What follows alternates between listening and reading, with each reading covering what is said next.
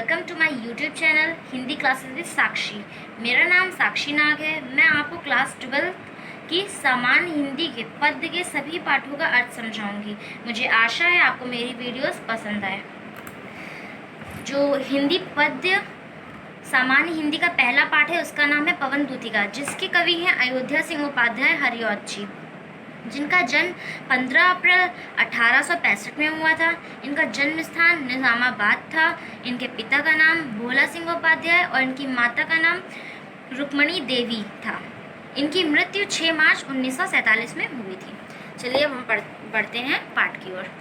जो पवन दूतिका पाठ है, इसमें कवि ने राधा कृष्ण की विरह का वर्णन किया है। जब कृष्ण राधा को छोड़कर मथुरा चले जाते हैं तब राधा किस दुख में होती हैं उसका वर्णन किया गया हुआ है। और राधा वायु को अपनी दूतिका बना के श्री कृष्ण के पास भेजती हैं। तो इसलिए इस पाठ का नाम पवन दूतिका है। चलिए पढ़ते हैं अपने पहले पद्यांश की ओर। बैठी खिन्ना या दिवस वे गे में थी अकेली, आके आंसू द्रग युगल में थे धरा को भिगोते, आई धीरे इस सदन में पुष्प सदगंध को ले, प्रातः वाली सुपवन इसी काल वातायनों से। खिन्ना का अर्थ होता है उदास, दुख से भरी हुई उदास। दिवस दिन, गे का अर्थ होता है घर। इस पूरी पंक्ति का यह अर्थ है कि राधा रानी अकेले घर में अपने गृह में बैठी हुई थी दुख में। अयोध्या सिंह उपाध्याय सिंह जी कहते हैं कि एक दिन राधा रानी घर में अकेली उदास बैठी थी। अगली लाइन पढ़ते हैं।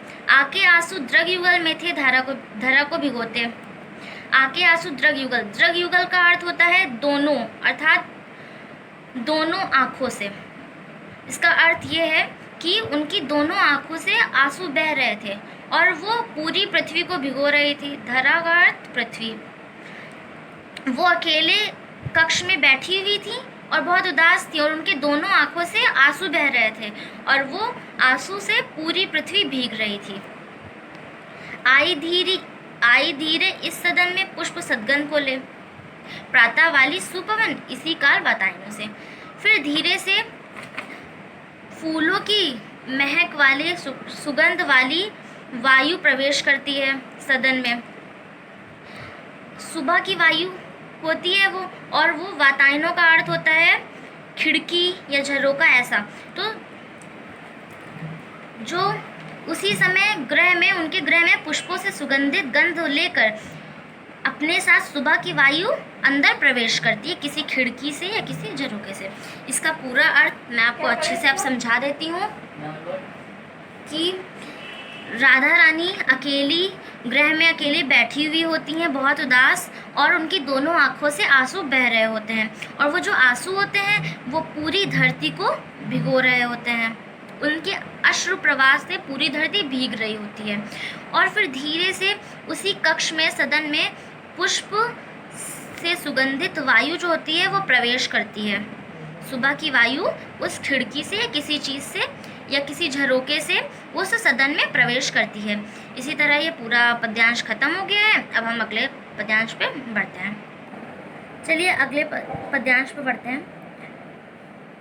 संतापों को विपुल बढ़ता देख के दुखिता हो, धीरे बोली सदुख उससे श्रीमती राधिका हो, प्यारी प्रातः पवन इतना क्यों मुझे है सताती, क्या तू भी है कलुषित हुई काल की क्रूरता से। संतापों का अर्थ होता है दुख या पीड़ा। विपुल का मतलब भी दुखी होता है। तब फिर राधिका रानी जब अपने दुख को बहुत बड़ी मात्रा में देखती हैं कि बहुत बढ़ गया है उनका दुख, तब वो धीरे से बोलती हैं दुख के साथ पवन से कि हे पवन, तू मुझे इतना क्यों सता रही है, तुम मुझे इतना क्यों सता रही हो, क्या तुझ पे भी समय ने कोई क्रूरता की हुई है।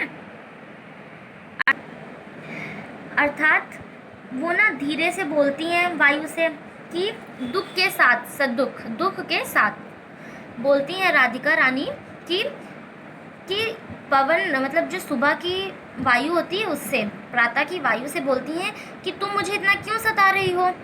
क्या तुम भी कलुषित हो? कलुषित का अर्थ होता है दूषित, अपवित्र। क्या तुम भी अपवित्र हो, दूषित हो? क्या तुम पे भी काल की कोई क्रूरता है? क्या तुम पे भी काल ने कुछ क्रूरता किया है? क्या तुम्हारे साथ भी कुछ गलत किया है काल ने, समय ने? ऐसा बताती हैं वो, पूछती हैं वो वायु से। इसी से बस यहीं पे ये ख़त्म हो जाता है। अब हम अगले पे पढ़ते हैं। अगली पंक्तियों में जो कवि हरिऔध जी हैं वो राधा रानी और पवन की बातचीत का वर्णन करते हैं। अब राधा रानी कहती हैं, पहले लाइए पंक्तियाँ पढ़ लेते हैं। मेरे प्यारे नव जलद से कंस से नेत्र वाले, जाके आए न मधुवन से और न भेजा संदेशा। मैं रो रो के प्रिय विरह से बावली हो रही हूँ, जाके मेरी सब दुख कथा श्याम को तो सुना दे। इन पंक्तियों में जो राधा रानी है वो पवन को अपनी दूतिका बनाती हैं और कहती हैं कि जाओ मेरे प्रियतम श्री कृष्ण को जाके मेरी सारी दुख कथा समझा दो। मेरे प्यारे नव जलद से कंज नेत्र वाले, इसका यह अर्थ है कि जो मेरे प्यारे प्रियतम श्री कृष्ण जी हैं, जो जिनका जो शोभा है वो नवीन मेघ जैसी है और जिनके जो नेत्र हैं वो कमल जैसे हैं। मेरे प्रिय नवीन मेघ जैसे शोभा वाले और कमल जैसे नेत्र वाले मेरे प्रिय श्री कृष्ण, जब वो मथुरा चले गए और वो वहाँ से वापस भी नहीं आए और वहाँ से उन्होंने कोई संदेशा भी नहीं भेजा। अब उनके विरह में, उनके दुख में मैं रो रो के पागल हुई जा रही हूँ। अब वो उन्होंने ना ही कोई संदेशा भेजा मेरे लिए और ना ही वो वापस आए खुद ही, तो उनके विरह में मैं रो रो के पागल हुई जा रही हूँ। और अब ये तुम मेरी पवन दूतिका बनो, तुम मेरी दूतिका बनो और जाओ मेरे श्री कृष्ण के पास, मेरे प्रियतम के पास जाओ और मेरी पूरी दुख कथा को मेरे श्याम को तुम सुना दो। ये यहीं पे ख़त्म हो जाता है। हम अगले में बढ़ते हैं। अब इन पंक्तियों में जो राधा रानी है वो पवन को कहती हैं कि तुम जाओ और रास्ते में क्या क्या पड़ेगा उसका वर्णन कर रही हैं कि कितनी मनोरम, कितनी मधुर चीज़ें पड़ेंगी हमारे जब जाने लगोगी तब उसके रास्ते में। तो चलिए पढ़ते हैं ये वाली लाइनें। ज्यो ही मेरा भवन तस्तु अल्प आगे बढ़ेगी, शोभा वाली सुखद कितनी मंजु कुंजे मिलेंगी, प्यारी छाया मृदुल स्वर से मोह लेंगी तुझे वे, तो भी मेरा दुख लग वहाँ जाना विश्राम लेना। इसका अर्थ ये है कि जो ही मेरा भवन तस्तु अल्प आगे बढ़ेगी, मतलब जैसे ही मेरा भवन, मेरा गृह, मेरा महल, मेरा भवन तज के, छोड़ के अल्प थोड़ा आगे बढ़ेगी। जैसे ही तू मेरे घर से थोड़ा सा आगे बढ़ेगी, थोड़ा सा मेरे घर से आगे बढ़ेगी, तुझे शोभा वाली, शोभित होने वाली सुंदर कितनी मधुर कुंजें मिलेंगी, मंजू मधुर कुंजें मिलेंगी। जैसे ही तुम मेरे घर से थोड़ा सा आगे बढ़ोगी वैसे ही तुमको न जाने कितनी मधुर कुंजें मिलेंगी और वो तुमको बहुत ही ज़्यादा मोहित भी करेंगी और उनकी छाया, उनकी जो प्यारी छाया होगी, प्यारी छाया मृदुल मोहित स्वर से मोह लेंगी तुझे। इसका अर्थ यह है कि उनकी जो प्यारी मधुर छाया है वो तुमको मोह लेगी, लेकिन तुम मोहित मत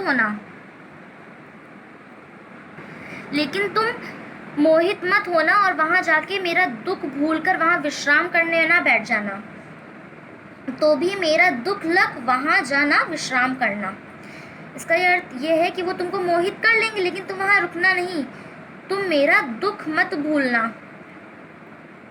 तो भी मेरा दुख लग वहाँ जाना विश्राम करना लेना। तुम वहाँ पे विश्राम करने ना बैठ जाना मेरा दुख भूल के, वो तुमको मोहित ज़रूर करेंगे लेकिन तुम वहाँ मोहित होकर मेरा दुख मत भूल जाना, अर्थात मेरे दुख कथा को श्री कृष्ण तक ज़रूर पहुँचाना। फिर से मैं इसका अच्छे से समझा देती हूँ आपको।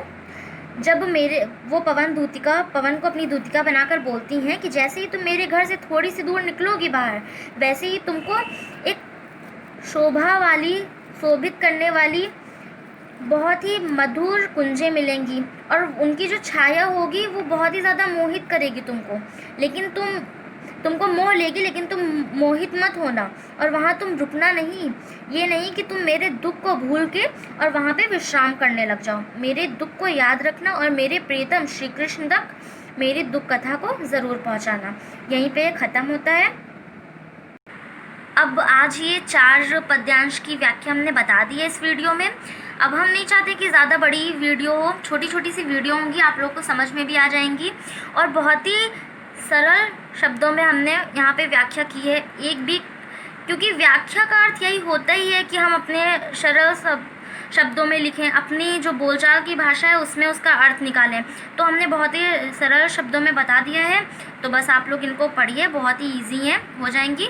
और बाकी की व्याख्या देखने के लिए मेरे चैनल को सब्सक्राइब कीजिए, मेरी वीडियो को लाइक कीजिए और ज़्यादा से ज़्यादा शेयर कीजिए मेरी वीडियोज़ को अपने फ्रेंड्स के साथ। और प्लीज़ मेरे चैनल को बहुत सपोर्ट कीजिए। Thank you so much.